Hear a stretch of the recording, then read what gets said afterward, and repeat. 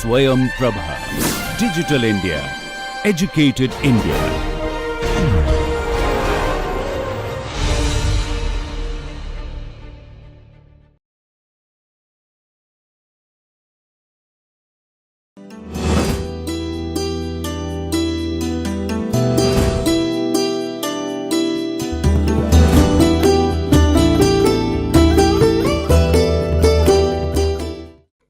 Welcome back, viewers. Let us come back to this class on ESD for the food security.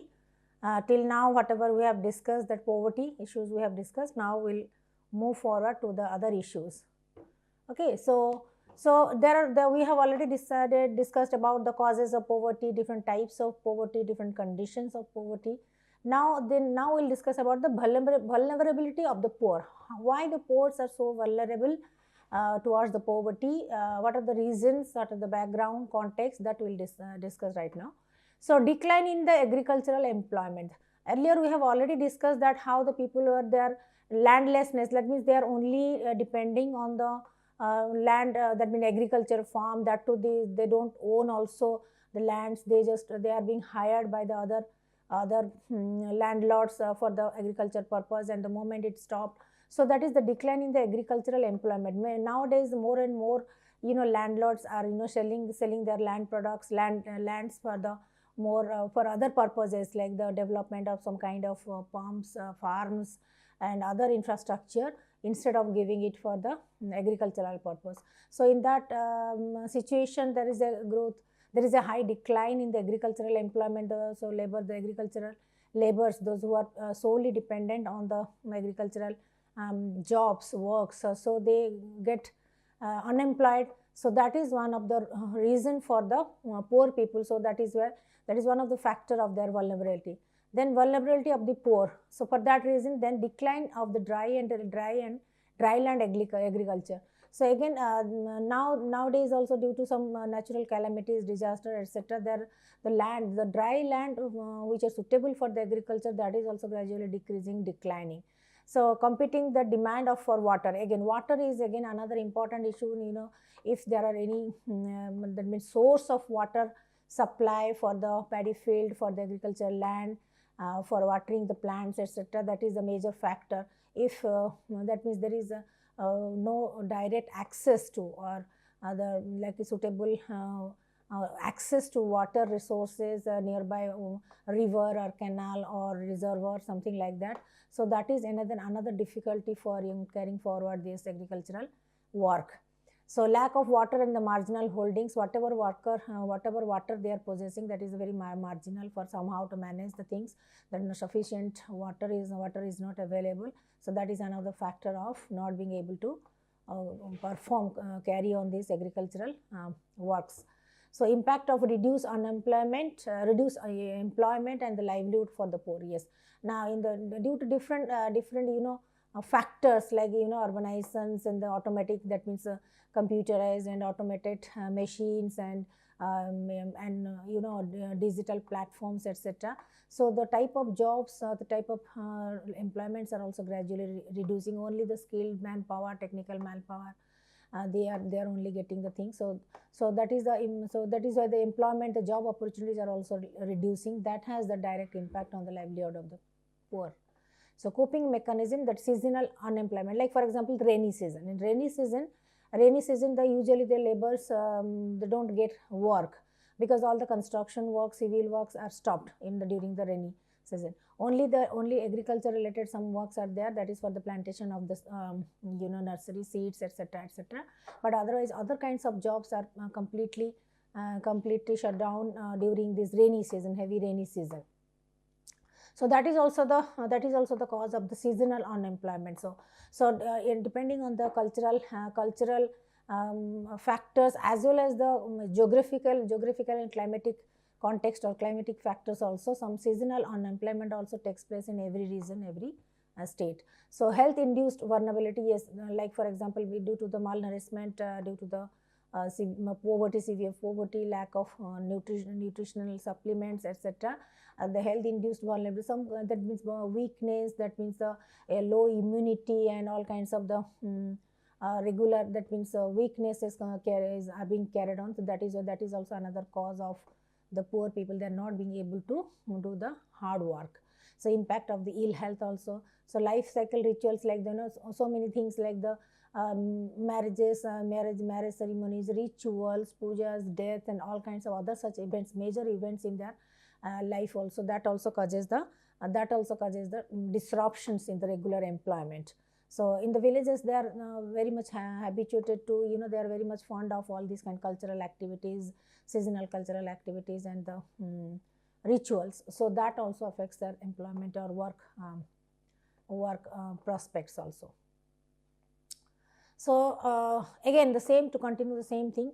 So these are some of the major problems that the poor encounter in their day-to-day life, and stress and the shocks abound also because of the stress, continuous stress of lack of lively stocks, living stocks or the livelihoods, and undermining. So that kind of undermining their prospects, job prospects. So again, it creates a kind of shock and stressful situation for them. So they are also they can't find out, because of the poor the low education level, illiteracy, or poor poor skills and competency, low skills and competency. They are also not being able to negotiate with other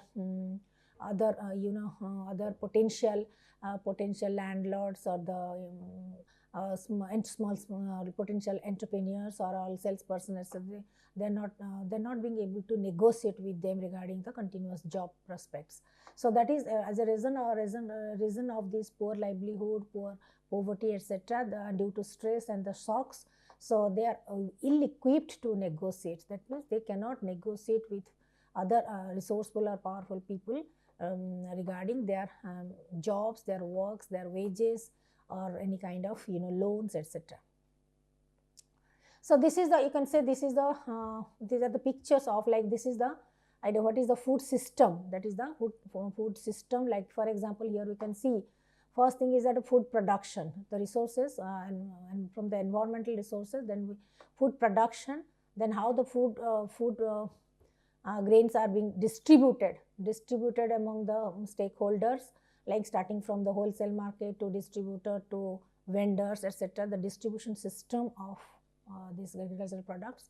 Then thereafter comes the consumption. So here in this system, that means there is a kind of flow. So production and distribution are also interrelated. Distribution and consumption are related. Then that relates to health and well-being. Here again, price also. One effect is that one implication is the biophysical, like the farming system, etc. Then the generic improvement, then the communication and education people, then again food related behaviors. All these are biophysical behaviors or activities. Here these are being again influenced by the policy, agricultural policy, food policy, etc. And it has the direct impact on the public health. And here you can say the social system is also there within the environment. From the environment, the resources coming, but again under this domain, that is the economic and social implications are there. Economic is that what is the agronomic picture, practices and policy things are there, and privileges are available, resources are available. Then then food processing, what are the facilities, machineries, infrastructure, instrument for the food processing. Then again policy support in the social aspect, that is from the distribution to consumption. Again the policy support, and the food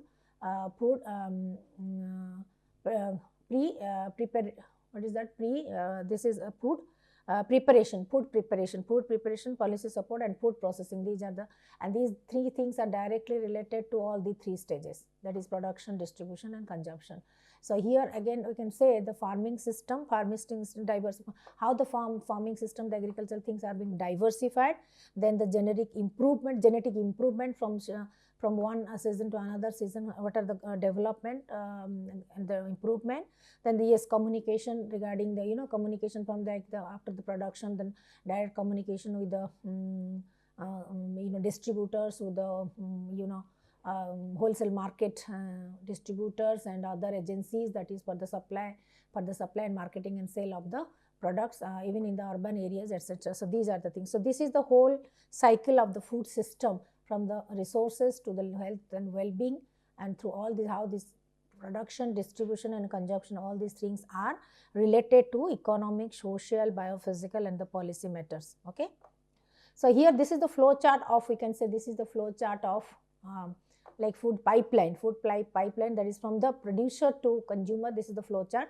That is, I can say that from the producer it is coming to the pre-processing stage. Pre-processing stage, again the broken grain, then excessive dehulling, trimming, all kinds of things takes place.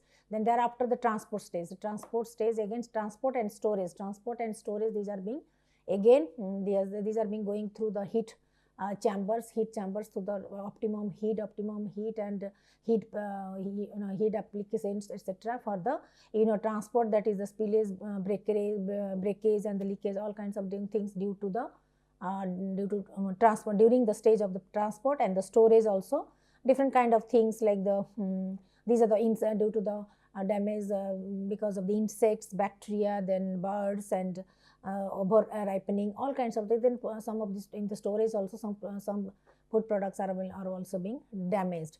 Then thereafter the processing and packaging, processing and packaging. So during this time, again rain and humidity, it has its impact also. Rain and humidity as another factor. So here processing and in packaging stage also inefficiency, how these how the packets, how the food products are being packaged, package inefficiency. Then during this packaging inefficiency, excessive peeling, trimming and polishing, etc. These are the things it should be optimum.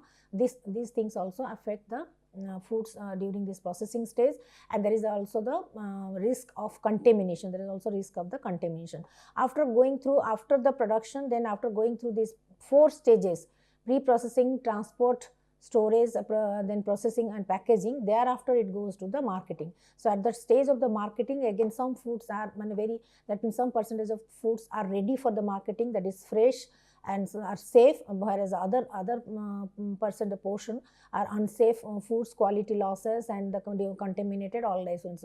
So how to retain the maximum products that is contamination free, or how to ensure the quality, how to make it safe, so that is again another challenge. And thereafter it goes to the consumption stage.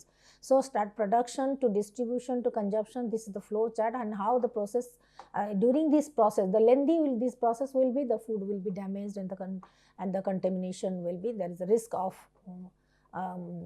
contaminations or quality loss will be there.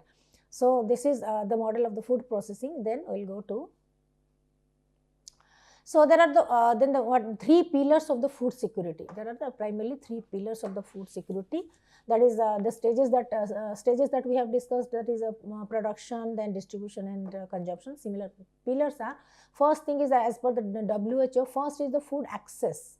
Food access means having sufficient resources to obtain the appropriate food for the nutritious diet. Like suppose in the market, if sufficient foods are available, sufficient varieties of foods and vegetables are available, then the customer will have, the stakeholders will have the food access, proper access to identify, to discriminate, to find out, to make a choice of what to buy, what not to buy, or how to stick to the appropriate quality nutritious diets. That they have the options of the choices and the selection. But that is why, for that reason, the food must be available. Then food access should be sufficient. Food must be available in a plenty amount.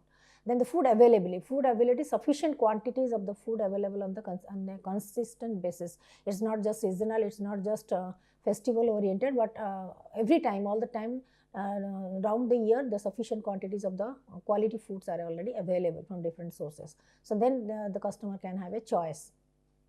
Then the food use, appropriate use based on the knowledge of the basic nutrition. Then the consumers, how they are buying the food products and how they are consuming it, using it with the and storing it, preserving at home and using it without wasting the food. So that is that means as well as the adequate water and sanitation. Here food is also associated with proper water and sanitation, and how the consumers, they are using it after purchase, after buying the products, how they are preserving it, storing it in their household and using it. So that is the food use. So these 3 pillars are implemented by the United Nations also and WHO. So it shows that how these are the three pillars of the food security. How can we ensure the safety and security of the food? That depends on these three pillars, the conditions: food accessibility, food availability, and food use, how the consumers are using it. So that is how we can say. So here we can see this the cycle of the food security, that is the food security. So that exists when all the people and at all times have the physical and economic access to different sufficient amount of quality foods. That is the, so here there are four things: access, availability, then utilization, and then stability. Another domain is the stability. So that is the sufficient, safe and nutritious food to meet their daily dietary needs and the food preferences for an active and healthy life. They have the sufficient choices, they have the sufficient access and availability of the food to make a choice for them as per their food habits, as per their health requirements. So that is the, so here availability, access, utilization and stability, these are the four important domains. And under the access, you can say access dependent on the food access, access to procure the food. It depends on the political, economic, social factors also, like now equitable distribution policy, then the markets or infrastructure affordability, then purchasing power of the public, all these things. So how to ensure that when the individuals and the households, they have the adequate resources to obtain the appropriate food, resources in terms of income, in terms of employment, in terms of financial capacity, in terms of to some extent also the good amount of that means education to identify, to differentiate and to take a decision, right decision, what to buy, what not to buy, and how to use the food properly. Access, availability, as you can say, availability, there is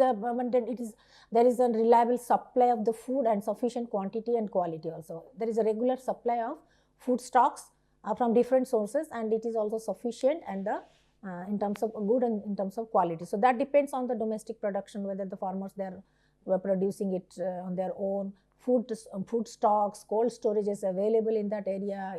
What percentage of food stuff are being imported, that is import policy, etc. Then food aid, what are the aids they are getting from the different sources, government and NGO sources, or World WHO or other international agencies sources. So that is the food availability. On what ground? Like this pandemic time, for example, from time to time you can see that rations are being distributed among the poor people from time to time, usually every month, bi-monthly or monthly kind of thing. So that is the because of the shortage, because of the food insecurity, shortage of the foods, so there are separate mechanism have been started to distribute the minimum quantity or minimum amount of the food, minimum amount of the food and the quantity of the food, quality food, to all the poor in the village and the rural areas. Then comes the stability. Stability is that it depends on the how do we maintain. So maintenance of all the three pillars. If all the three pillars are properly maintained, then the stability is there. So stability, so there is no risk of loss of supply or the economic things or political effects, etc. Then that is stability. But utilization, again, utilization depends on that is the that food safety, food quality, nutritional knowledge, proper preparation, then clean water, sanitation, healthcare. So after utilization comes the stability. After utilization, we can say the cycle is like that. Once it is available, then becomes accessible. Once it is accessible, then comes our utilization. How do we utilize it? If we purposefully, meaningfully and sustainably use it, so then something can be preserved. Something can be preserved and restored. So after utilization, like during this utilization or use period, food safety, food quality, if it can be controlled, if you have the sufficient knowledge for preserving the food products, proper preparation is there in terms of infrastructure. There is sufficient cold storage, then go downs, etc. and sufficient. Then when there is a proper ensuring that the food is nutritious and can be adequately metabolized with the clean water, then healthcare facilities, etc. Sometimes the preservatives for preserving the food products for the long term, then by using different mechanisms of techniques of preservation to preserve the food in terms of making sauce, making juice, making all kinds of the pickles, etc., and dry fruits and the dry all kinds of things. So this is the after utilization, how to preserve it. Then comes our stability, that is called to ensure that whatever it is there, it is permanent, durable access to the food. That means it has been preserved in safely and wisely. Now it can be procured and it can be used for the long term, for the rest of the year. So this is the whole cycle of the food mechanism, food security mechanism, and these are the three pillars, like from that is like production, distribution and consumption. Here food access during the consumption, food access, food availability, food utilization, and thereafter the food, how to save the food grains, that is the stability. Then this is the food insecurity, the vulnerability of different countries in this climatic change scenario. This is the picture, like you can say that how some countries are vulnerable to food insecurity because of this, because of the climatic change, maybe excessive cold. So as you can see, this North America and Canada and this kind of cold countries, usually they import the foods from other countries, because of the climatic reason. So there comes the food shortage and hunger. Another thing is that food insecurity, is the reason of the food insecurity is food shortages and wastage. So this is the graphical graphical data of which country wastes the food, what amount of food. Europe, this is the thing, and North America. So these are the graphical things of which country, which region wastes the most of the food. This is the graphic one. So in food shortage, again, food shortage, why food shortage takes place? Because food shortage usually in developing countries is very common. Why? The people are not so informed, informed or educated to learn about the new techniques and strategies of preservation, and moreover, it also affects the small time farmers, smallholder farmers, whose families depend on their own surplus grains and survive between the harvest, but they don't know the exact mechanism of, or they don't have the resources to preserve the food grains. So then again, periodic also, sometimes this thing happens because of the periodic, like from one harvest to another harvest, if there is a scarcity of food, then that is called the hungry season. A hungry season that happens not because of any climatic change or anything, but because the family completely depends on that their own harvesting products, and throughout the year they cannot manage it. They consume it and it gets exhausted by after some months, and by rest of the month, unless and until the next season of harvesting takes place, so that means they are malnourished, they are deprived of this kind of food items. So a minimum somehow they are minimum kind of foods that they are getting, or by doing some labor work, some other kind of thing, wage based works, and they somehow manage. So this period from one harvest to another harvest, that is called the hungry season, because of this harvesting, that means time gap, so they are deprived of this thing. So, and another thing is that very low income